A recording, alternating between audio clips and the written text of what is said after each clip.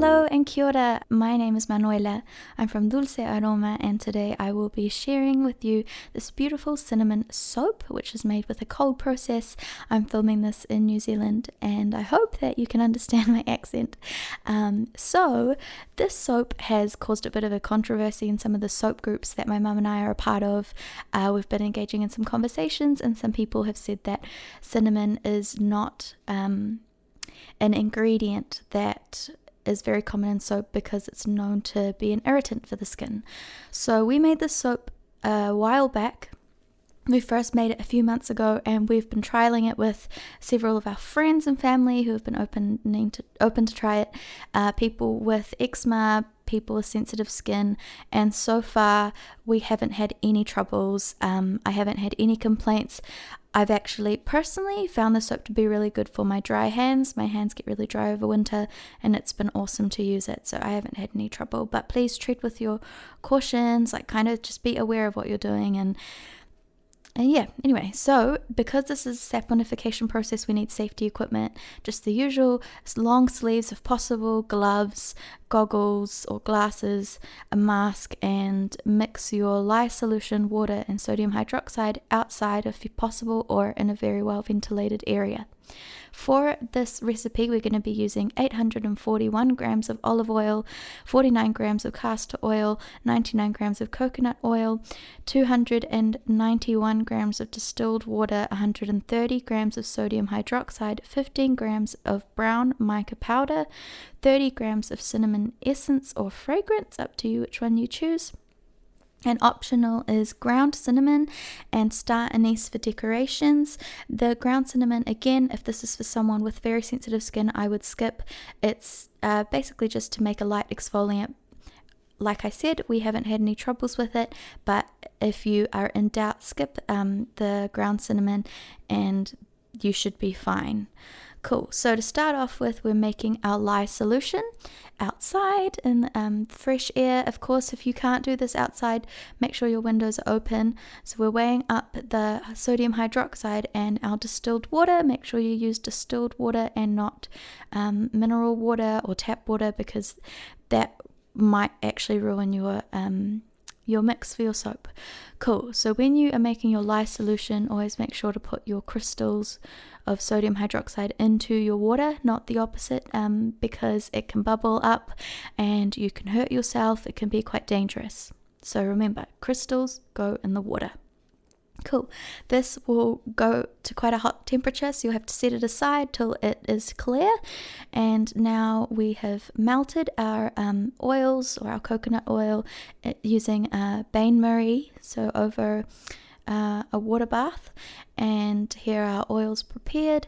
Make sure that your oils are heated up to a temperature that's quite similar to what your sodium hydroxide has cooled off to. So we recommend around a 40 degrees Celsius mark. Try not to heat up your oils over that because it can burn away some of the nutrients in your olive oil.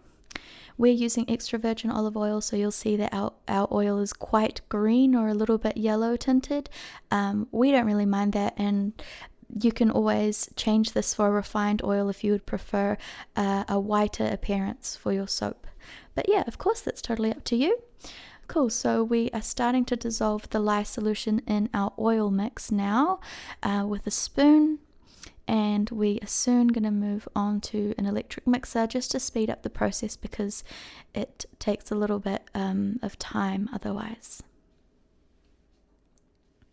What you'll start to notice is that the mixture that we are making is starting to go a little bit cloudy and less clear, less transparent. This is the saponification process or the soap making process occurring. This is the chemical reaction that we want to happen, and it's really beautiful. Again, be really careful. Make sure that you've got your safety gloves on. Try and avoid any skin contact with this process no matter what recipe you're making, because it's an alkaline solution that can not be very good for the skin. Cool. So here is the optional step, which is us adding the grounded cinnamon. We added about 1.5 teaspoons of grounded cinnamon. Like I said, it creates like a very light exfoliant, which is nice if you like an exfoliant but you don't like it to be too scratchy. This is possibly a way to go for you. Something like this, which is just powdered cinnamon. It smells amazing. I personally really love the smell of cinnamon, and here in New Zealand we're starting to go into winter now, so a warm scent like this is absolutely perfect. Yeah, I just feel like it just makes it seem a little bit cozier when you're in the shower. Awesome. So now we've split the main mix in half, and half of it is going to be a beautiful chocolate brown, and the other half is going to stay the natural color, which of course is going to be slightly yellow tinged because of the extra virgin olive oil that we've used. There's 2 ways of diluting your mica powder into your mix. You can either first mix it in with a little bit of oil so that it becomes a liquid and then pour it in, or you can put the powder straight in. Depends on the mica that you're using. Sometimes it's a little bit hard to get it well blended if you just put the powder straight in. This powder is quite a good one. So as you could see, it blended quite well, and because it's a darker color, I guess we weren't left with too many clumps or anything like that. So we've added our fragrance. When you've added the fragrance and the mica, your trace or the thickness of your soap will start to speeden up, so it will start to thicken and start to set a little bit quickly, so we have to move quicker now. So here we've got both mixes. We're doing like a half and half soap. Of course, as you can see, the brown mix is significantly thicker than the natural colored one, and this of course is because of the mica, which speeds up the process of the hardening of the soap, I guess, is one way of putting it. So for next time, I probably would have blended the natural one a little bit more first before mixing the brown one, before adding the mica and the fragrance to the brown one, just to get them both at a more even thickness. But as you'll see in the finishing process, it looks really beautiful, and I think these 2 colors together look really lovely. So it's kind of cool that they kind of bleed into each other. I think that's really lovely. Awesome. So we have a little chopstick. You can use a skewer for this, or even a fork, and we're just kind of manipulating the colors a little bit so they have a little bit of a swirl. Like I said before, we're decorating this soap with not only the 2 colors, but also with the star anise, and I also finish it off with a little bit of a sprinkle of ground cinnamon, because I think that looks really beautiful. If you're not using cinnamon, you can always sprinkle a little bit of powdered mica. So this is what the design looks like. Now we're going to cover up our mold with a bit of cardboard, wrap it up in a towel, and set it aside for 24 hours because we want our soap to cool down slowly and evenly. Don't leave it out in the air, unless, I believe the reason is because if it cools down slowly, it goes into the gel phase. Colors can be a little bit more intense if you let it go through the gel phase. If you let it cool down rapidly, it can have a different appearance. I don't know a whole lot about this, unfortunately. I'll do some research and hopefully we can talk about this in another video. But yeah, so this process, we are wrapping it up airtight, or not super airtight, but nice and cozy in a couple towels in a cardboard box, stored away from children and pets. And here is the next day.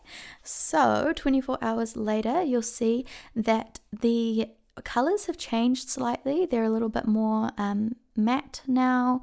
The natural colored one has brightened up a little bit, is not so green, but is more of a beige cream color.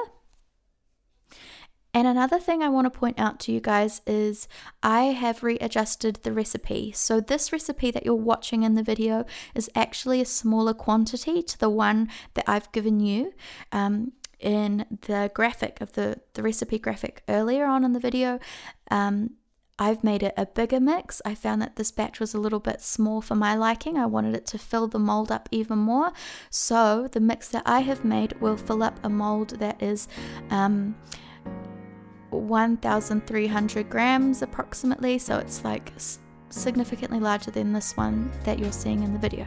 So as you can see, the colors have blended really nicely. The swirl on top looks really gorgeous, and now I'm cutting it here with a knife. It's good to make sure that if you're using the star anise that you space it out, so maybe with a ruler, if you measure up your block first, like your mold, and you make sure that you know exactly how thick each cut is going to be, because then you don't have to cut through any of the stars. That's just something to be aware of. And like this soap is a little bit shallower, so it's not very tall, I've decided to go with a thicker bar, just to make sure that, you know, it's a more similar weight to other soaps that I make that are a little bit taller. Again, that's kind of just something to consider if you're selling the soap, because consistency is important. Anyway, so this is our finished look of our soap.